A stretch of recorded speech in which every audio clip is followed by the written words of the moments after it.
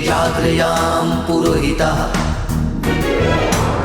हम राष्ट्र आराधक भारतवर्ष को जागृत और जीवंत बनाएं। युग युगीन भारत के कालजयी महानायकों की तेजस्विता की गौरव गाथा।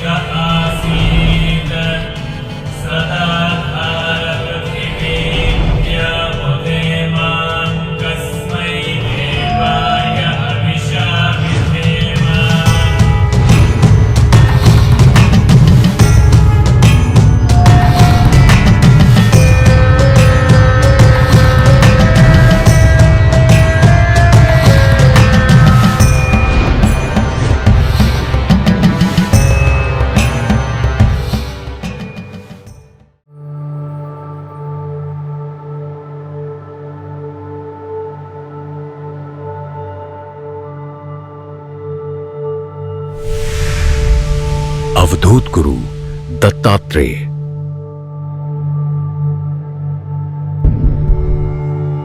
विगत अंक में मार्कंडेय पुराण की दत्तात्रेय अवतार से संबंधित कथा में मांडव्य के शाप की चर्चा हुई थी।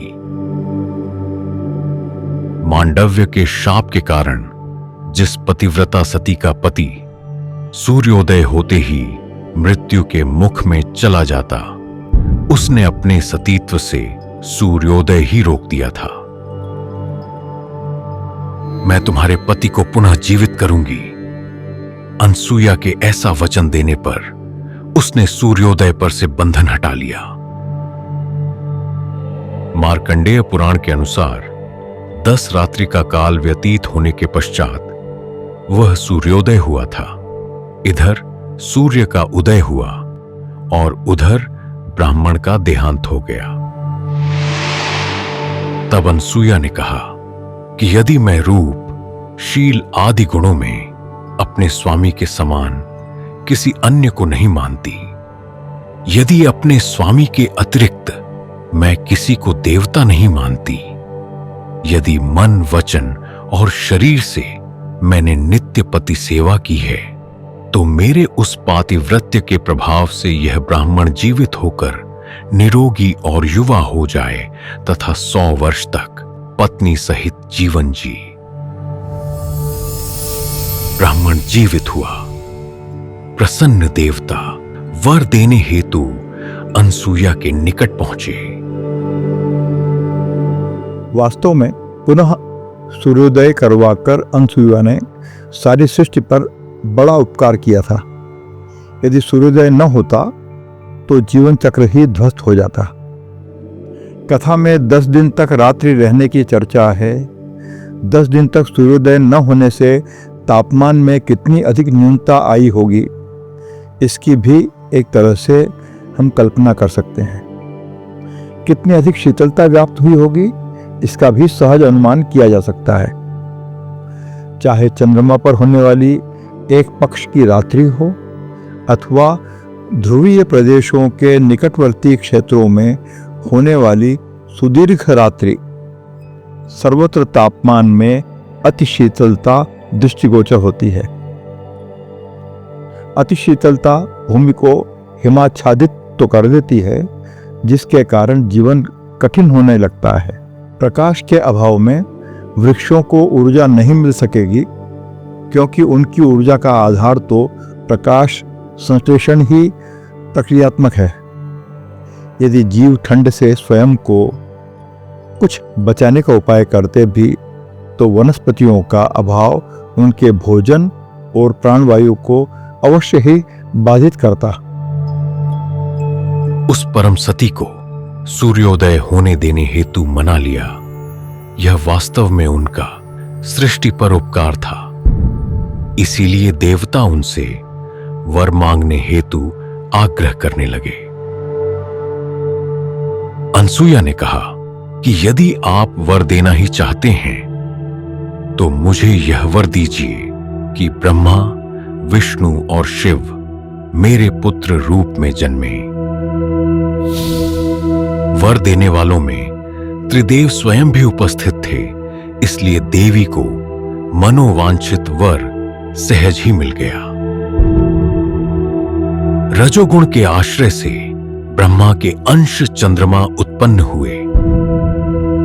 सत्व गुण के आश्रय से विष्णु के अंश दत्तात्रेय की उत्पत्ति हुई। तमोगुण के आश्रय से रुद्र के क्रोध अवतार दुर्वासा मुनि का जन्म हुआ।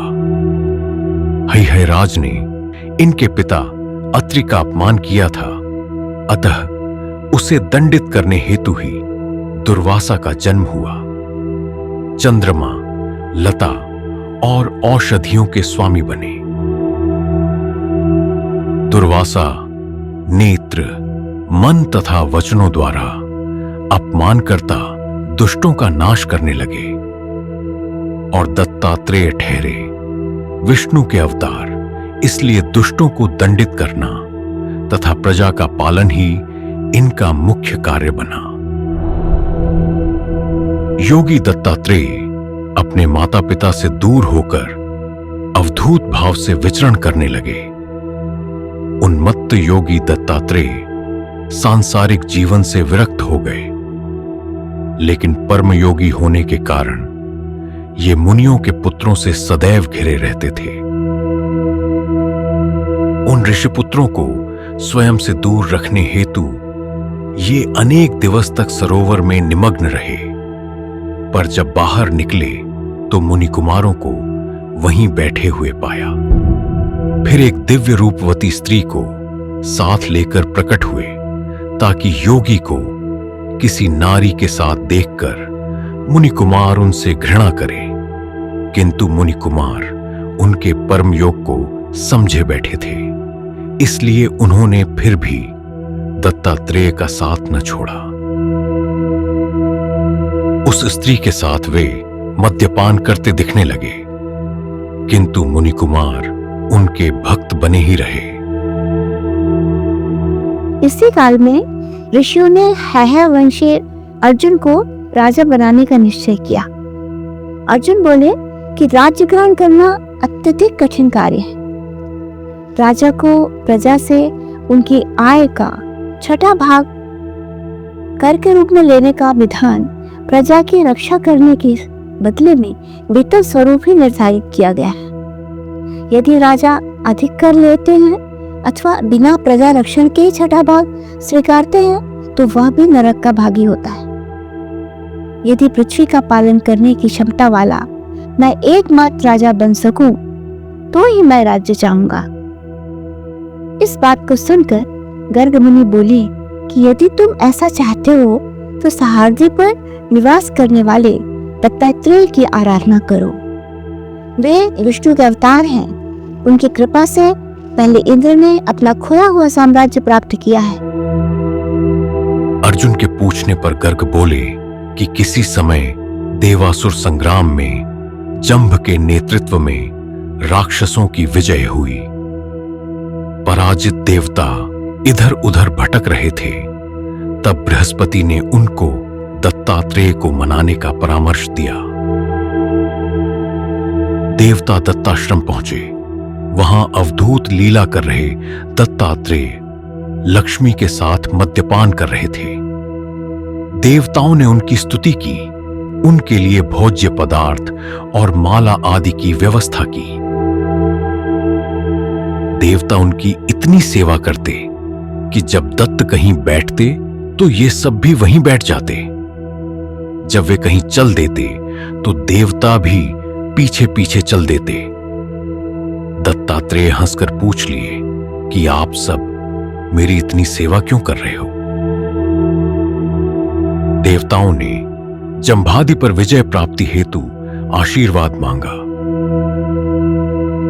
दत्तात्रेय बोले कि मैं तो मद्यपान में रत और अपवित्र हूं। मेरे साथ तो स्त्री भी है, फिर भला मुझसे इस प्रकार के वरदान की आशा कैसे कर रहे हो? देवता बोले कि आपने विद्या से स्वच्छ किए हुए अंतःकरण में ज्ञान रूपी रश्मियों को प्रवेश दिया है, इसलिए आप पाप रहित हैं। यह अवधूत का रूपक तो आपने संसारियों को अपने से दूर रखने हेतु रचाया हुआ है। दत्तात्रेय प्रसन्न होकर बोले कि ठीक है, तुम असुरों को मेरे सम्मुख ले आओ। मेरी दृष्टि पड़ने से वे स्वयं विनाश मार्ग पर चल देंगे। अब देवताओं ने जाकर असुरों को युद्ध हेतु ललकारा। जैसे ही असुर लड़ने आए, देवता दत्ताश्रम में पहुंच गए। वहां दैत्यों ने जब दत्त मुनि को लक्ष्मी सहित मद्यपान करते हुए देखा, तो वे दत्तमाया के वशीभूत होकर उनकी लक्ष्मी स्वरूपा पत्नी का हरण कर लाए। इसे देखकर दत्त मुनि ने देवताओं से कहा कि 7 स्थानों का अतिक्रमण कर लक्ष्मी इनके मस्तक पर चढ़ गई है, इसलिए ये अब शीघ्र नष्ट हो जाएंगे। लक्ष्मी का वास चरण में हो तो घर प्रदान करती है, उर प्रदेश में हो तो वह वस्त्र देती है, गुह्य स्थान की लक्ष्मी भोग देती है, गोद में हो तो पुत्र देती है, हृदय में वास करे तो मनोकामनाएं पूर्ण करती है। कंठस्थ लक्ष्मी प्रियजनों से मेल कराती है, मुखस्थ लक्ष्मी कवित्व और वाक्सिद्धि देती है। किंतु जब लक्ष्मी किसी के सर पर चढ़ जाती है तो फिर उसे छोड़कर किसी अन्य का आश्रय लेती है।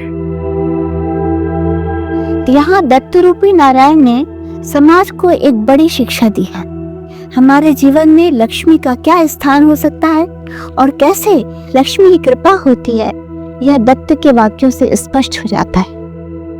यदि लक्ष्मी अर्थात ऐश्वर्य को हम चरण की ऊंचाई जितना कम महत्व देते हैं, तो वह हमें घर का सुख देती है। अर्थात जब हमारा चिंतन बस अपनी सामान्य सुविधाओं और आवश्यकताओं पर केंद्रित होता है, तो उनकी सहज पूर्ति हो जाती है।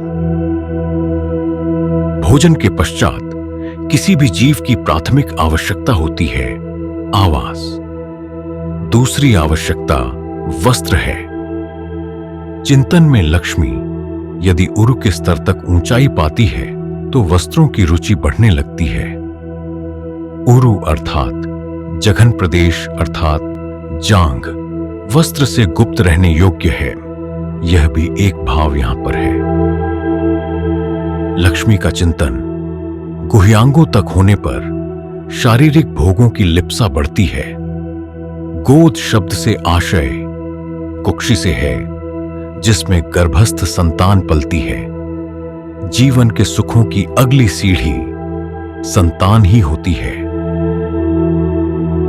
हृदय में लक्ष्मी का वास होने लगे तो मनोकामनाओं की पूर्ति के लिए मानव हृदय से जुटने लगता है और इसी कारण सफल भी होता है।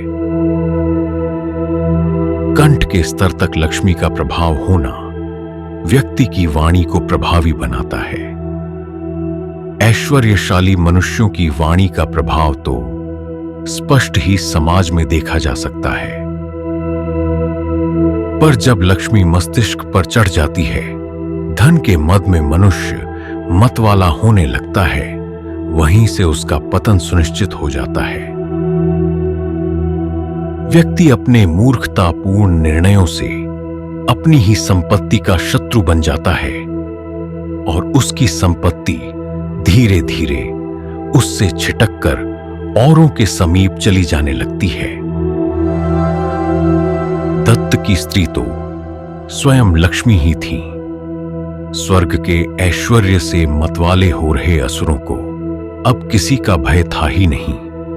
इसीलिए एक ऋषि की भार्या का हरण करते हुए उनको तनिक सी भी लज्जा नहीं आई और परस्त्री हरण का पाप उनके विनाश का कारण बना। देवताओं ने असुरों पर आक्रमण कर उन्हें परास्त किया और लक्ष्मी पुनः दत्ताश्रम लौट आई। गर्ग के मुख से यह कथा सुनकर कार्तवीर्यार्जुन भी दत्त भक्ति में रत हुआ और उनकी कृपा का पात्र बना। दत्त और कार्तवीर्यार्जुन के प्रसंग के साथ पुनः भेंट करते हैं अगले अंक में।